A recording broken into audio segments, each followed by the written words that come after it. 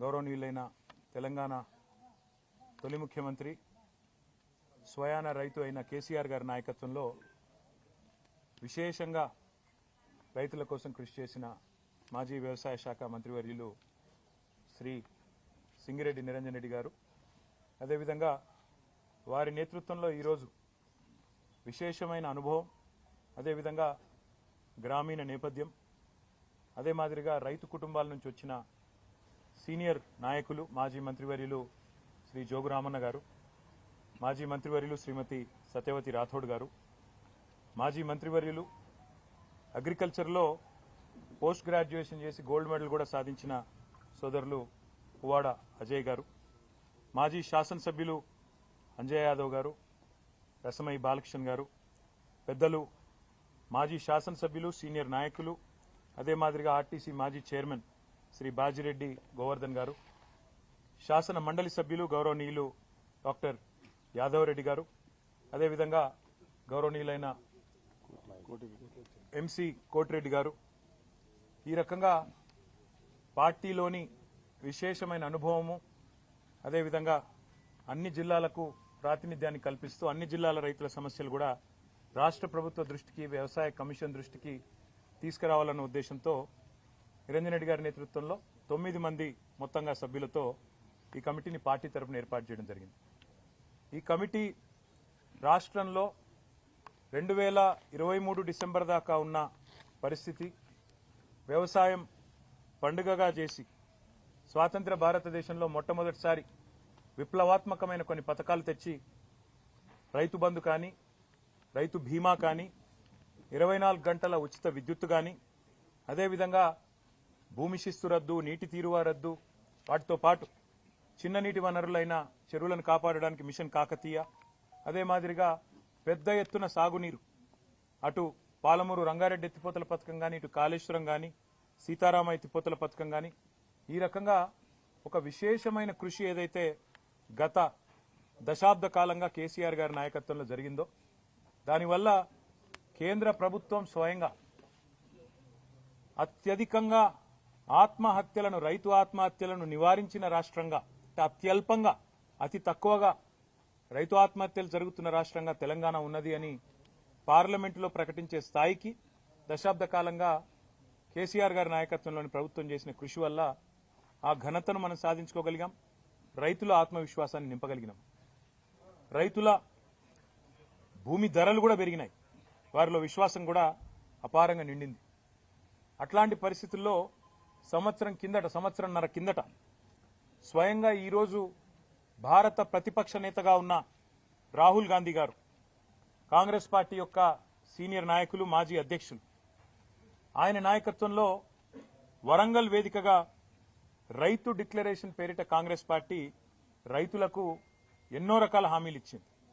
అందులో బోనస్ ఇస్తామని, రైతు భరోసా అమలు చేస్తామని, ఖచ్చితంగా మద్దతు ధర ఇస్తామని, కొనుగోలు కేంద్రాలు విస్తారంగా పెంచుతామని, అదే మాదిరిగా ఇంకా చాలా మాటలు కూడా చాలా వివరంగా చెప్పినారు. ఇవన్నీ నమ్మిన రైతులు రాష్ట్ర వ్యాప్తంగా 2 లక్షల రుణమాఫీ చేస్తామని ఇవన్నీ చెప్పినారు. ఇవన్నీ నమ్మిన రైతులు మరి రాష్ట్ర వ్యాప్తంగా కాంగ్రెస్ పార్టీని విశ్వసించి, రాహుల్ గాంధీ గారిని విశ్వసించి కాంగ్రెస్ పార్టీకి అధికారం కట్టబెట్టినారు. సరే, అధికారం ఎవరికి శాశ్వతం కాదు, తప్పకుండా రాజకీయాల్లో తప్పకుండా ఇవన్నీ జరుగుతూ ఉంటాయి, విజయాలు అపజయాలు, అది మాకు పెద్ద విషయం కాదు. ఎందుకంటే బీఆర్ఎస్ అంటే కేవలం భారత రాష్ట్ర సమితి మాత్రమే కాదు, భారత రైతు సమితి కూడా. మా కృషి, మా సంకల్పం, మా పోరాటం, మా ఆలోచన అంతా కూడా ఎప్పుడు కూడా ఈ రాష్ట్రంలో 60-65% మంది ప్రజలు ప్రత్యక్షంగా పరోక్షంగా ఆధారపడే వ్యవసాయం బాగుండాలి, వ్యవసాయదారులు బాగుండాలి, రైతు బాగుంటేనే రాష్ట్రం బాగుంటుంది, ఎద్దేడ్చిన వ్యవసాయం బాగుపడది అనే మాట, రైతేడ్చిన రాజ్యం బాగుండదనే మాట ఏదైతే పెద్దలు చెప్పినారో దానికి అనుగుణంగానే మా ఆవేదన అంతా కూడా. ఇవాళ ఎలక్షన్లు ఏమీ లేవు, ఇవాళ తక్షణం అధికారంలోకి రావడానికి ఇదేమీ రాజకీయమైన ప్రయత్నం కానే కాదు. కేవలం ఈ రాష్ట్ర ప్రభుత్వం ఏదైతే కొన్ని తప్పుడు నిర్ణయాలు, అదే మాదిరిగా కొన్ని ఇస్తానన్న హామీలు అమలు చేయకపోవడం వల్ల ఇవాళ రాష్ట్రంలో ఉండే రైతు సోదరులు ఏదైతే నిరాశతో, నిస్పృహతో, చివరికి బలవంతపు చావులకు, అంటే ఒక రకంగా చెప్పాలంటే ఇవి ప్రభుత్వ హత్యలు, వాటికి పాల్పడే ఒక దుస్థితి వచ్చిందో, ఎందుకు వచ్చింది, ఏం జరిగింది సంవత్సర కాలంలో, ఏం చేస్తే బాగుంటుంది అని నిర్మాణాత్మకంగా ఒక ప్రతిపక్షంగా, ప్రధాన ప్రతిపక్షంగా ఒక ఆలోచన చేసి పార్టీ పెద్దలు, మా పార్టీ అధ్యక్షులు, తెలంగాణ తొలి ముఖ్యమంత్రి కేసీఆర్ గారి ఆదేశం మేరకు, తాను స్వయాన రైతు కేసీఆర్ గారు, ఆయనకుండే ఆవేదన రైతు పట్ల, ఆయన గుండెల్లో ఉండే ఆర్తి బహుశా ఈ రాష్ట్ర పాలకులకు ఇప్పుడు లేదు. అందుకే కేసీఆర్ గారు ఆదేశిస్తే వారి ఆదేశానికి అనుగుణంగా ఈ కమిటీని ఏర్పాటు చేయడం జరిగింది. ఈ కమిటీ నిరంజన్ రెడ్డి గారి నేతృత్వంలో రాష్ట్రమంతటా కూడా విస్తృతంగా రాబోయే నెల రోజుల పాటు పర్యటిస్తుంది. ఈ నెల రోజుల్లో రైతు సంఘాలు, రైతులు, వివిధ సమూహాలతో ఎక్కడికక్కడ మరి కలుస్తుంది. కమిటీ యొక్క నిజంగా వారి కమిట్మెంట్కు నేను ధన్యవాదాలు కూడా తెలియజేస్తా ఉన్నా. ఎందుకంటే మా జోగురామన్న గారు వెంటనే స్పందించి అన్నారు, అన్న అక్షర క్రమంలో మేమే ముందున్నాం ఆదిలాబాదు, మా దగ్గర నుంచే పని మొదలు పెడదాం, మీరు రండి, మా పూర్వ ఆదిలాబాద్ జిల్లా నుంచే పని మొదలు పెడదామని చెప్పి నిరంజన్ రెడ్డి గారికి చెప్పగానే వారు కూడా వెంటనే అందరితో సంప్రదించి ఎల్లుండే పని మొదలు పెడదామని నిర్ణయం తీసుకున్నారు. 24వ తారీఖు నుంచి ఈ కమిటీ మరి పూర్వ ఆదిలాబాద్ జిల్లా నుంచి తన పనిని ప్రారంభించి రాబోయే నెల రోజుల పాటు అన్ని జిల్లాలు, దాదాపుగా అన్ని వర్గాల రైతులను, వ్యవసాయదారులను అందరినీ కలిసి ఏ రకమైన ఇబ్బందులున్నాయి, రుణమాఫీ ఎంత మేరకు జరిగింది, రైతు భరోసా ఎంత మేరకు రాబోతున్నది, అసలు రాష్ట్రంలో ఏం జరుగుతా ఉంది, కరెంటు సరఫరా ఎట్లున్నది, నీటి పరిస్థితి ఏంది, సాగునీటి పరిస్థితి ఏంది, రైతులు ఏ రకంగా ఇబ్బందులు ఎదుర్కొంటున్నారు, మద్దతు ధర పరిస్థితి ఏంది, బోనస్ ఏంది, కొనుగోలు కేంద్రాలు ఏంది, అసలు రాష్ట్రంలో రైతు వేదికలు ఏవైతే 2603 ఆనాడు కేసీఆర్ గారి నాయకత్వంలో కట్టుకున్నామో ఆశించిన ప్రయోజనం గాని, ఉద్దేశించిన లక్ష్యం గాని నెరవేరుతున్నదా, వాటి వల్ల ఏం జరుగుతున్నది, ఇవన్నీ కూడా అన్ని జిల్లాల్లో పర్యటించి ఎక్కడికక్కడ రైతాంగంతో మాట్లాడి వారిలో భరోసాను కూడా నింపడానికి. ఈ ఉద్దేశం ఏంటంటే రైతులు ఇవాళ నిస్పృహలో 400 మంది పైగా ఎవరైతే బలవన్మరణానికి పాల్పడ్డారో, ఆత్మహత్యకు పాల్పడ్డారో వారి కుటుంబాలు మాత్రమే కాదు మిగతా కుటుంబాల్లో కూడా. ఎందుకంటే మొన్న ఒక హృదయ విదారకమైన దీనికి ప్రేరణ, నిజానికి ఈ కమిటీ వేయాలన్న ఆలోచనకు ప్రేరణ ఏంది అంటే, మొన్న ఆదిలాబాద్ పట్టణంలో ఒక బ్యాంకు బ్రాంచ్లో ఒక రైతు తన రుణమాఫీ కోసం ప్రయత్నం చేసి విసిగి వేసారిపోయి ఆఖరికి బేజారైపోయి అక్కడనే ఎండ్రిని దాగి, పురుగుల మందు దాగి బ్యాంకు ఆవరణలోనే ఆత్మహత్య చేసుకున్నాడు. అక్కడనే కుప్పగూలి చచ్చిపోయింది. ఆ పరిస్థితి చూసిన తర్వాత మనిషి అన్నవాడు, ఎవరైనా మనసున్నవాడు కదలక తప్పది, బాధపడక తప్పదు. అందుకే ఈ వ్యవసాయ కమిషన్కు, వ్యవసాయ శాఖ మంత్రి గారికి, రాష్ట్ర ప్రభుత్వానికి, ప్రధాన ప్రతిపక్షంగా అదేవిధంగా మా ప్రధాన ప్రతిపక్ష నాయకుడైన కేసీఆర్ గారికి ఒక నివేదిక అందజేసి రాష్ట్ర ప్రభుత్వాన్ని కూడా క్రియాశీలంగా, నిర్మాణాత్మకంగా ఒక మంచి ఆలోచనతో, మాకేమి రాజకీయపరమైన ఎజెండా లేదు ఇందులో, ఒక మంచి ఆలోచన, రైతాంగానికి అండగా నిలబడాలన్న ఆలోచన తప్ప వేరే లేనేలేదు. అందుకే 24 నుంచి పని ప్రారంభించి అన్ని జిల్లాలు తిరిగి ఎక్కడికక్కడ అందరినీ కలిసి మరి ఎక్కడికక్కడ వారి సలహాలు, సూచనలు, వారి ఆవేదన అన్ని కూడా నిక్షిప్తం చేసి నెల రోజుల తర్వాత మరి ఫిబ్రవరి ఆఖరి వారం వరకు ఒక నివేదికను ఇటు రాష్ట్ర ప్రభుత్వానికి, ఇటు పార్టీ అధ్యక్షులు కేసీఆర్ గారికి సమర్పించడం జరుగుతుంది. మీడియా సమక్షంలోనే దాన్ని కూడా చేస్తాము, మీడియా కూడా విడుదల కూడా చేస్తాము. తప్పకుండా అందులో ఏ మేరకు రైతు డిక్లరేషన్, రాహుల్ గాంధీ గారు విడుదల చేసిన రైతు డిక్లరేషన్ ఈ సంవత్సర కాలంలో అమలయ్యింది, దాని యొక్క అమలు ఎంత మేరకు జరిగింది అనేది కూడా తప్పకుండా అధ్యయనం చేస్తాం. రుణమాఫీ ఎంత మేరకు జరిగింది అది కూడా అధ్యయనం చేస్తాం. బలవన్మరణాలకు, ఆత్మహత్యలకు గల కారణమేంది, ఎందుకు జరుగుతున్నాయి, మద్దతు ధర వస్తున్నదా, పత్తికొస్తుందా, కందికొస్తున్నదా, సోయాకొస్తున్నదా, మొక్కజొన్నకొస్తున్నదా, చెరుకుకొస్తున్నదా, మిర్చికొస్తున్నదా, మొత్తం తిరిగి ఎక్కడికక్కడ అధ్యయనం చేస్తాం. ఆ రకంగా కమిటీ రాబోయే నెల రోజుల పాటు విస్తృత పర్యటనలు చేస్తుంది. మీడియాకు కూడా మా ప్రార్థన, దయచేసి ఇప్పుడు అన్ని జిల్లాల్లో, అన్ని నియోజకవర్గాల్లో కూడా ఈ కమిటీ యొక్క పర్యటనను మీరు కూడా దయచేసి సహకరించండి.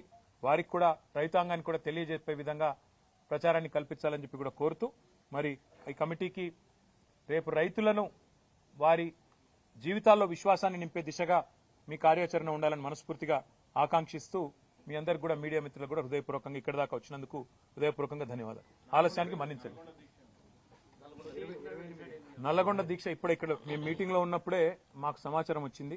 28 నాడు మాకు హైకోర్టు పర్మిషన్ ఇచ్చిందని చెప్పి సమాచారం వచ్చింది. కానీ దురదృష్టం ఏంటి అంటే ఈ రాష్ట్రంలో ప్రజాపాలన నడుస్తున్నది. ఎవరైనా సరే నిరసన చెప్పవచ్చు, ఎవరైనా సరే తమ అభిప్రాయాలు చెప్పొచ్చు అని చెప్పి ముఖ్యమంత్రి గారు చాలాసార్లు చెప్పినారు.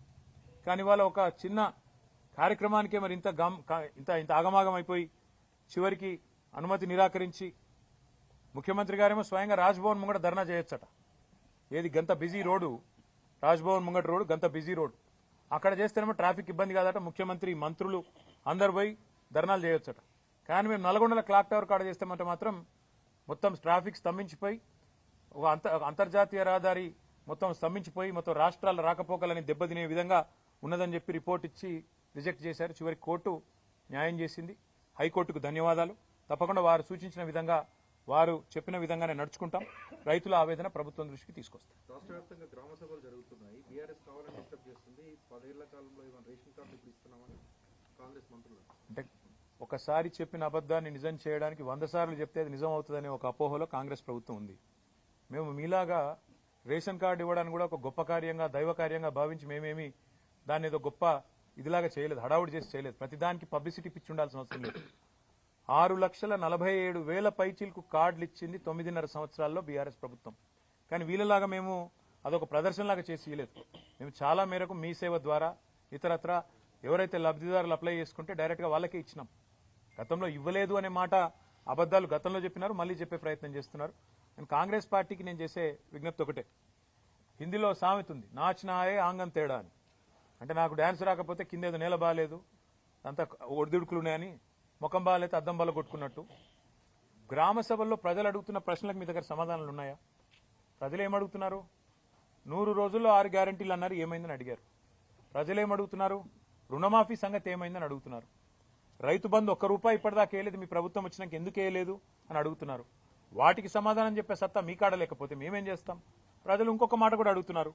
1,06,00,000 దరఖాస్తులు తీసుకున్నారు మీరు ప్రజాపాలన పేరిట డిసెంబర్ 23లో. ఆ దరఖాస్తులు ఇచ్చినాం కదా రేషన్ కార్డులకు, రైతు భరోసాకు, మళ్ళెందుకు దరఖాస్తు పెట్టాలని అడుగుతున్నారు. ఎవరు తప్పిది? ఆ దరఖాస్తులు ఎక్కడ పోయినాయి? ప్రభుత్వం దగ్గర సమాచారం లేదు. అందుకే ఇవాళ మీరు రాష్ట్ర ప్రభుత్వాన్ని అనేది ఏమంటే, మీరు పరిపాలనలో నిమగ్నం కండి. మీరు ఇతరత్ర కార్యక్రమాలు బంద్ పెట్టి ప్రజలకు మేలు చేసే కార్యక్రమాలు, గ్యారంటీల అమలు, వాటి మీద మీరు దృష్టి పెడితే ఈ నిరసనలు మీకు తప్పుతాయి. లేకపోతే మాత్రం ఇవాళ ఎక్కడన్నా ఒక్క టీఆర్ఎస్ నాయకుడు పాల్గొన్న దాఖలా మీరు చూపెడతారా? ఎక్కడికక్కడ ప్రజలు మరలబడుతున్నారు, టెంట్లు ఊలగొడుతున్నారు. రేపు ఇదే తీరుగా కొనసాగితే గవర్నమెంట్ ను కూడా ఏదో దశలో ప్రజలు వాళ్ళు ఖచ్చితంగా తిరస్కరిస్తారు. కాంగ్రెస్ కార్యకర్తలు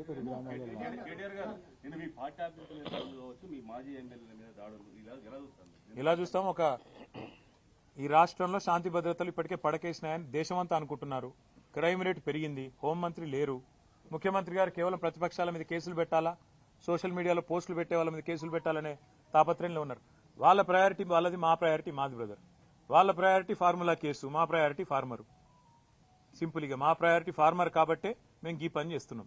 మేము వాళ్ళు అవతల ఏమనుకున్నా మా పని మేము చేసుకుంటూ రైతుల్లో 70 లక్షల రైతు కుటుంబాలకు 1,00,000 కోట్లు ఇచ్చిన ప్రభుత్వం మాది. 73,000 కోట్లు ఆనాడు రైతు బంధు రూపంలో నేరుగా ఖాతాల్లో వేసినాం. 28,000 కోట్లతో రుణమాఫీ 2 దఫాలుగా చేసినాం. కాబట్టి 1,00,000 కోట్లు నేరుగా రైతుల ఖాతాల్లో వేసిన ఒకే ఒక్క నాయకుడు భారతదేశంలో 10 ఏళ్ల కాలంలో కేసీఆర్. కాబట్టి మా ప్రయారిటీ మాది, రైతులకు విశ్వాసం నింపడం మా ప్రయారిటీ. రైతుల్లో సావకుండా చచ్చిపోయే పరిస్థితులు ఏవైతున్నాయో వాటిని నివారించడానికి ఏ చర్యలు తీసుకోవాలనో ప్రభుత్వానికి సూచనలు చేసే దిశగా నిరంజన్ రెడ్డి గారి కమిటీ పనిచేస్తుంది. మళ్లీ ఇంటరాక్ట్ అవుదాం. ఎల్లుండి వాళ్ళు పని ప్రారంభిస్తున్నారు. దయచేసి ఇంకా వాళ్ళకి ఇంకా చాలా పని ఉంది, రూట్ మ్యాప్లు అవి ఇవి చేసుకోవాలా. కాబట్టి మిగతా విషయాలు రేపు ఎల్లుండి మనం మాట్లాడుకుందాం. Thank you.